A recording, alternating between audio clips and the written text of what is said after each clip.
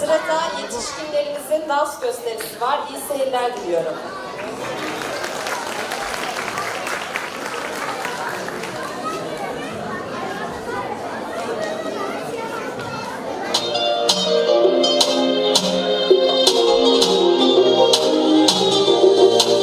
Yavaş yavaş yakar, bırakmıyor ki aşk. Sensiz kendimden geçtim dalı uzaklara.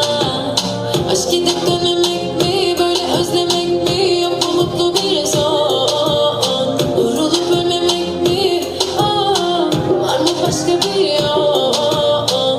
Bilmez ki şu hasretin sesi